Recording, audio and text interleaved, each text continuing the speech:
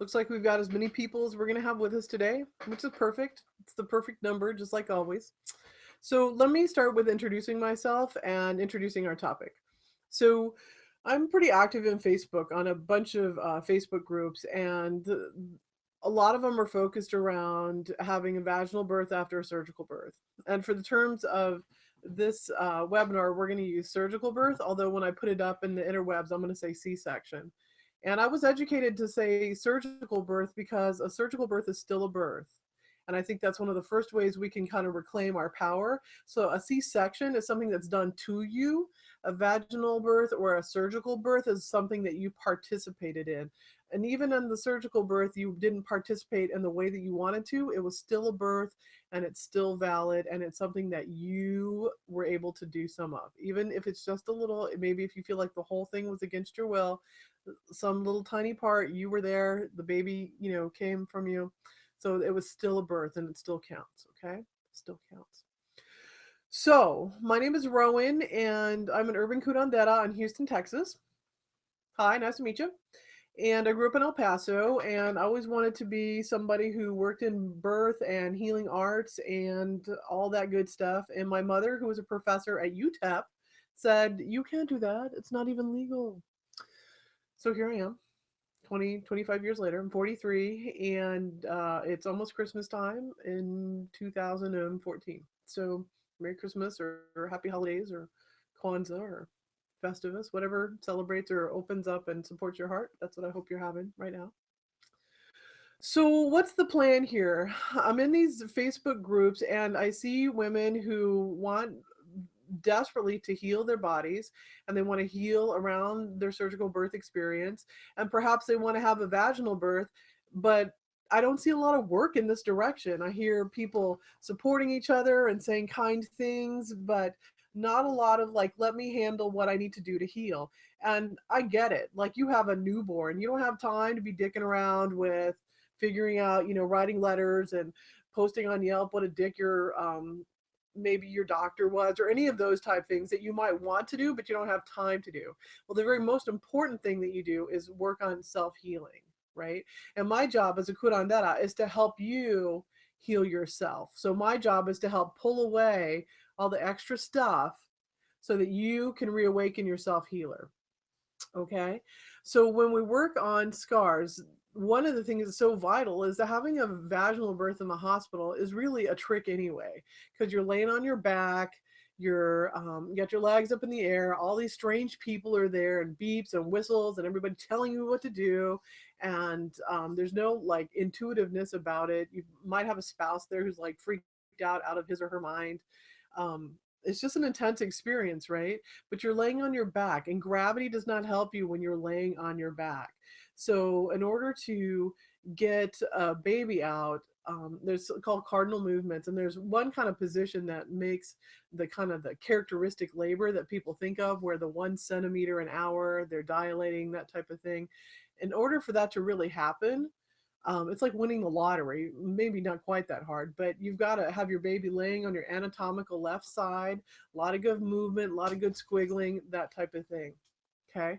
So what happens if the baby's not specifically on the left side? Well, then it can take a little bit longer.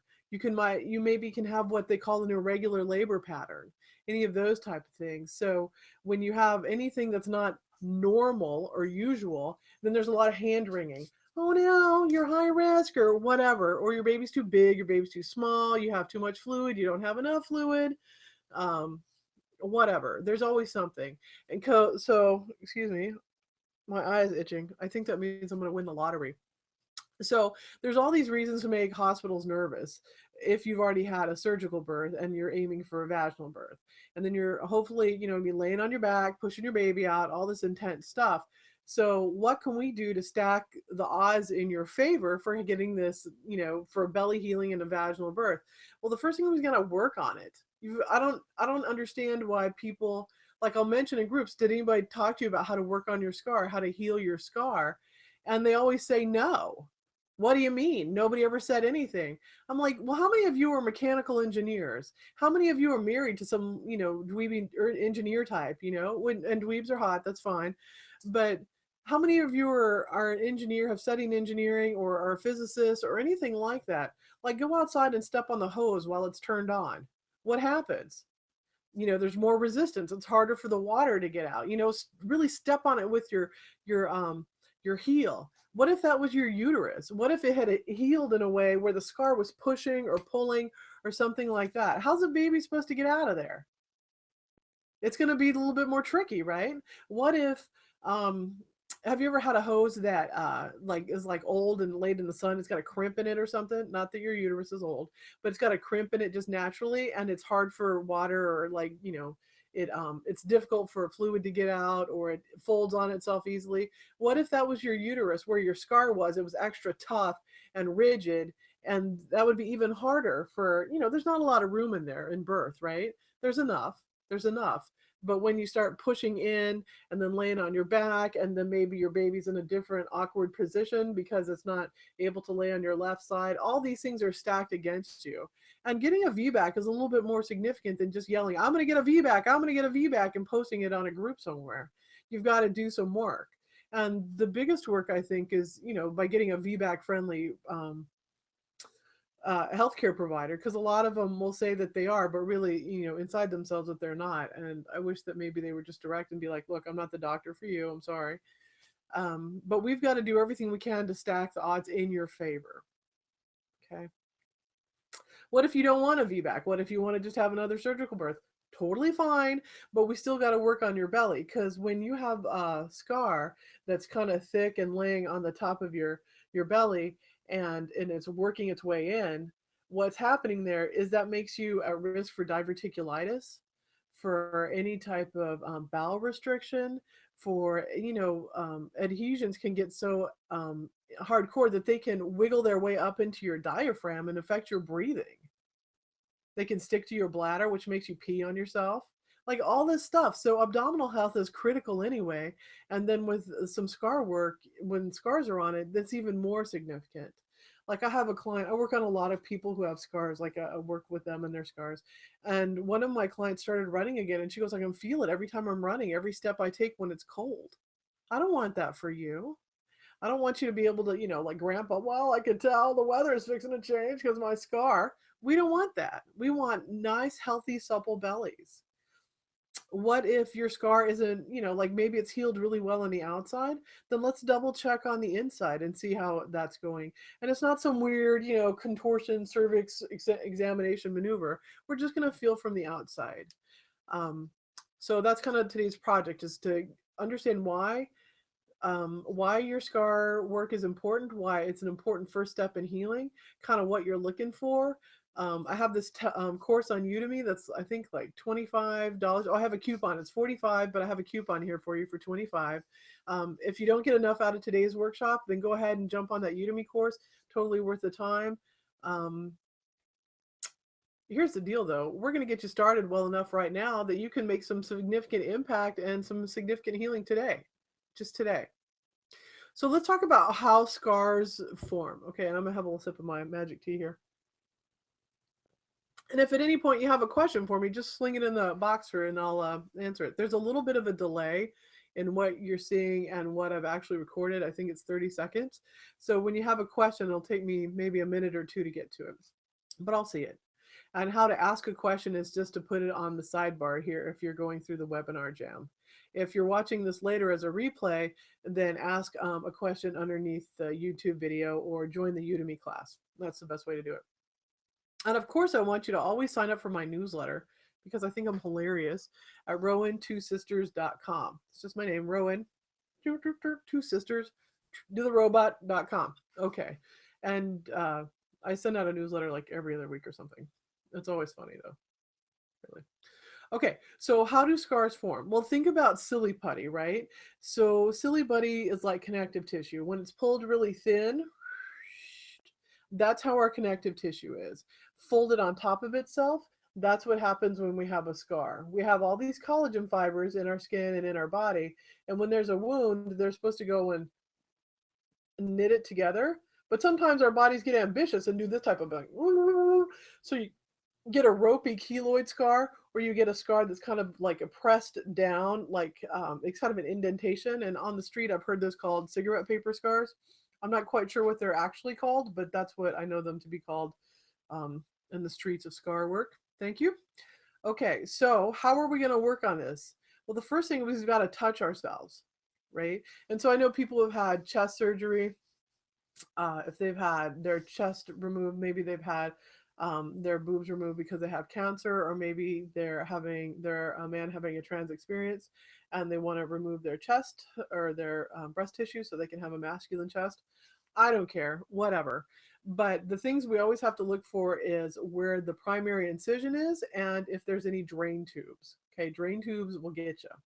So, oh, you might have had a breast augmentation or a breast reduction, or you might have had, I don't know, I was buying something from a store, an adult store, okay, and the woman was like, "Oh yeah, I have stab wounds." I was like, "Oh, all right, perfect." So there's all sorts of wounds you might have had, maybe from a car accident or something. But anywhere that you have a scar, the first thing you have to do to heal that is to touch it. You just got to touch it. And I know you've got to be so brave sometimes, especially if you're pissed at yourself or you feel like your body's betrayed you or somebody else has betrayed you and you're carrying that anger right there in that part of your body. You've still got to do something about it. You've got to touch it. And like a lot of things, if you touch it, then it's harder to hate it. And that's what we want. You can't, well, you can. You can go through your whole life hating your body. And we see people who do that all the time. But it's a much better experience if you love your body. And the best way to do that is to start touching it. You just got to touch it. Okay. So when you lay your hands onto your body, you're using the warmth of your hands to start to relax that tissue out.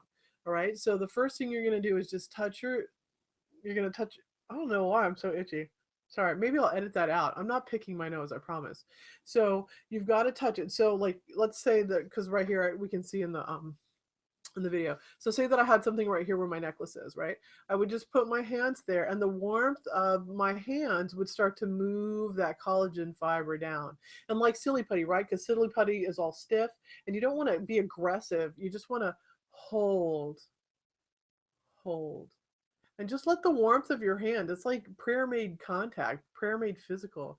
If you're a praying type of person, if you're a manifesting health type of person. Oh, hey, Hadrian. Um, if you're a manifesting health type of person, whatever. But when you place your hands on your scar, you're actually beginning that healing process right then. Right then. Okay. So find your scar and just lay your hands on it. Even if it's terribly distressing or it's upsetting to you, it's so important. That's the first way that you're going to start this healing process. Okay. So once you've put your hand there, and we're talking about when your wound is already closed up, if you've just had a surgical birth or you've just had some type of surgery and there's still the staples in it or it's hanging open, no, no, no, no. We're waiting until it's closed up. So it's typically about 3 to 4 weeks. Before then, you can actually put your hands over the bandages and just hold and touch, right? Already you're giving that good touch, all right? So with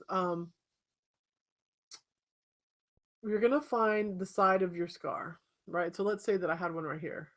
And I just want to be clear to the universe that I'm not trying to ask for one right here. I'm just pretending. Okay. So I would take my hands, and I call this the Schleestack hand.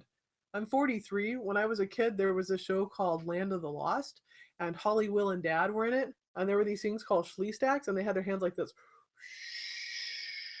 So you're going to take your Schleestack hand, looks like a spatula, and you're going to just put your fingertips and start working like this. So it's not like this. No, it's very gentle. Okay. And we're just moving and feeling that scar move underneath underlying tissues, right? And it might be stuck. It might just go, uh, uh, uh, uh, uh. And that's what happens sometimes when your muscles and your skin on your belly, we're talking about a surgical birth scar, on your belly are stuck to, say, your uterus, or they're adhering to your bladder. You might feel how they're stuck underneath. And sometimes if you're like kind of squeamish, that can be like, oh, yuck. But I'm just telling you, just put your hands there. Right? And in the beginning, all you've got to do is kind of just move it like this. Move it like this. And it'll be interesting. You'll start to feel the parts of your scar that are stuck. You'll might be able to feel a ridge on your uterus underneath, and it may be stuck to that, or it might be that you had a scar here on the top of your skin and then on your uterus, and that they've migrated so that they're no longer lined up, that you can feel a top scar that's maybe lower than the uterine scar, which is maybe a little bit higher, right? So you're just going to keep working. And if you have a question, just launch it to me in the box. There's a chat box on the side, and you can just put that little question in there and I'll see it. And when you have your spatula hand, you're going to, well, look at my good Irish skin. You can totally like see little white marks. Okay, so you're gonna make I'm just moving these little fingers in little circles like this, right? And you're just gonna run the length of your scar. And if you did nothing but do that once a day, every 2 days, so much change would happen for you. So much change. Okay. And this is what unsticking and starting to heal the belly looks like, right? Because we're touching it, we're not being afraid of it. It's harder to hate something when you touch it. We're not being afraid, and we're starting the healing motion. Sometimes emotions and things like that come up, and it's important to write those down or talk to other people about them. You got to get that out of your body. Got to get it out of your body. Trying to think of what else. Oh, when you're feeling your scar, each time you'll just go a little bit deeper. So it's not like today's Tuesday and I'm gentle, and then by Friday I'm like really grinding in there. No, each time you would start off kind of gently and then just work your way. And this is to tolerance. Like if you can't tolerate touching this or it's too sensitive right now, then just place hands on. You might feel a little like garbanzo-y type feel on one side, and that's a lot of times where they've tied the stitches off and it's encapsulated in scar tissue instead of dissolving out. All right. You might feel the need to swallow, and that means that your lymph is draining. Okay. And this is something you'd want to repeat, like if you want to cheat and warm your body up by being in the shower and then doing your massage work, that's perfectly fine, because the warmer your tissues are, the more effective your massage will be. And this is something you just work on every day. And it's so simple, right? Just your flat hand, a little bit deeper. And let's say that your scar is here and then you can feel the internal scar in your uterus. You just like come up and go ahead and work on that gentle with the pads of your fingers. Okay. Okay. Let's see if anybody's got any questions for me. I'm going to display in the chat box. There's about 8 of us in here right now. And that's the perfect number. That I have a class on Udemy that goes into like a little bit more specific, especially if you don't have a surgical birth scar, or if there's a couple of more tools that I talk about in the Udemy course that are not necessary but can facilitate healing a little bit. So that's why that would be helpful to you, especially if you're having a lot of emotional resistance or different things coming up. But working on your body every day, making time to touch it, gently massage it, honoring yourself, and knowing that you must touch and do gentle massage if you're planning on having a happy abdominal area, and if you're planning on having a vaginal birth, especially after you've had a surgical birth. These are critical things. Critical. See if there's anything else that I wanted to mention. Oh, massage oil. Do you need massage oil? You can just use olive oil out of your kitchen. Like really, it doesn't need to be some fancy stuff. In the Udemy course, I talk about how to do a castor oil pack. That is super helpful, but you don't ever want to do castor oil if you have tattoos or ink, because it will eat ink. If you have tattoos you want to get rid of, don't go to those doctor like blank slate tattoo guys. Just put castor oil on it every day. It'll eat it right up, no problems. That's a free tip right there. See if there's anything else that I wanted to discuss. Any questions from the attendees? Anything else that I can help you with? All right. I think the biggest thing is that I want to tell you to take good care of yourself and to definitely take the time to touch your belly and to love your body.